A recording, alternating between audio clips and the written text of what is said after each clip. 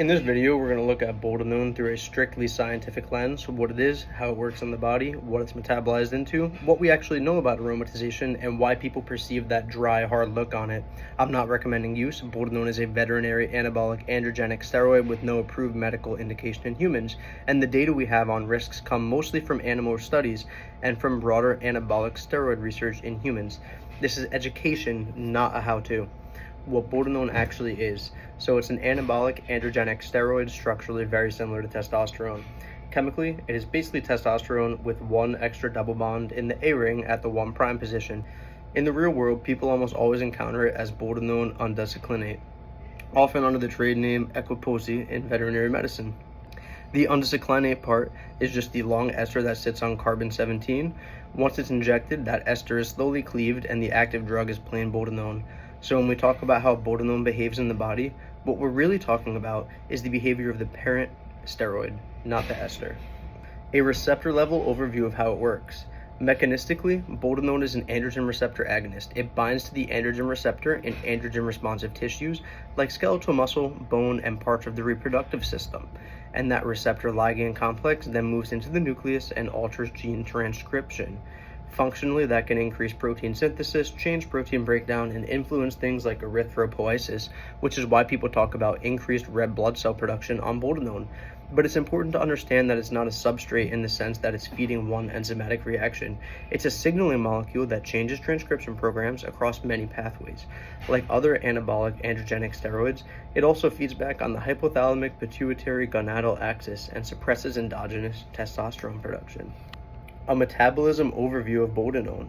Once the undeciclinate ester is removed, boldenone itself undergoes multiple metabolic transformations, many of which have been mapped out in human urine. Studies using gas chromatography and mass spectrometry show that boldenone is converted to a whole family of metabolites, reduced, oxidized, and hydroxylated derivatives.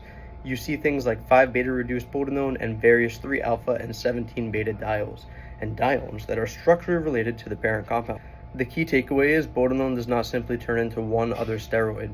It's metabolized into a panel of related steroids that are excreted mostly as conjugates. Some people talk online about dehydroboldenone or 1-testosterone as if there's one dominant downstream metabolite responsible for everything. The actual metabolism data are much more complex and don't neatly support that story. Now for the big folklore question, does boldenone aromatize and does it somehow block aromatase? Based on what's known, boldenone appears to be capable of aromatization, but at a lower apparent rate than testosterone. There's no robust clinical trials in humans that quantify X% of boldenone becomes estrogen, but urinary metabolism and structural considerations support the idea that it's not completely immune to the aromatase pathway. As for acting as an aromatase inhibitor, there is no solid evidence that boldenone behaves like a true aromatase blocking drug the way something like anastrozole or latrozole does. That idea largely comes from user reports, people running boldenone with testosterone and noticing fewer overt estrogenic symptoms, then concluding EQ is an AI. Mechanistically, and from the data we have, that conclusion is not well supported. A more conservative interpretation is boldenone's estrogenic expression seems lower than testosterone's at similar doses, but that is not the same thing as it actively inhibiting aromatase. Next, we're going to go with why people report a dry, hard look. Many lifters say this gives them that kind of physique, and there are a few evidence-consistent explanations that don't require magic AI properties. First, if a compound aromatizes less than testosterone, you'd expect less extracellular water and less obvious subcutaneous fluid retention, all else being equal. That can make muscles look more defined at a given body fat level.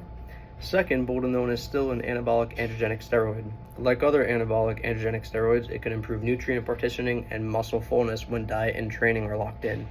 If someone's lean, managing sodium and carbohydrate, and not running a heavily estrogenic stack, they're much more likely to look drier, whether or not boldenone is doing something unique. And third, a lot of what people attribute to EQ hardness is really the total context. Low body fat, contest-style dieting, other compounds in the stack, and sometimes concurrent use of real aromatase inhibitors. On the risk side, we have two main sources of information: compound-specific animal studies and broader human data on anabolic steroid abuse. In animals, boldenone has shown clear adverse effects on reproductive organs. You see reduced testes and epididymis weight, lower sperm count and motility, reduced serum testosterone, and structural damage in testicular tissue. Things like disrupted seminiferous tubules and interstitial fibrosis. That's not subtle, it's frank histological injury. In humans, most of what we know comes from looking at people who abuse various anabolic steroids over time. Consistent patterns: suppression of natural testosterone, impaired fertility, dyslipidemia, elevated blood pressure, cardiac remodeling, increased risk of cardiomyopathy and arrhythmias, liver strain, and psychiatric effects like dependence, mood swings, and depressive symptoms after withdrawal. Boldenone is not magically exempt from those class-wide risks just because it's marketed as a mild veterinary compound. There are also concerns about potential carcinogenicity.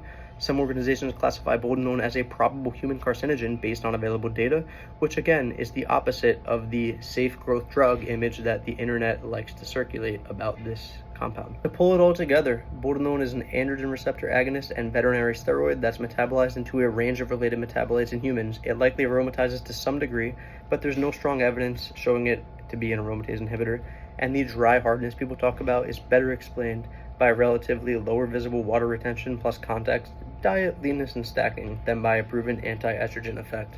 Long-term carries the same effects and risks as other anabolic steroids: endocrine suppression, reproductive harm, cardiovascular and psychiatric consequences, with the added uncertainty that it comes from being a drug never validated for human use.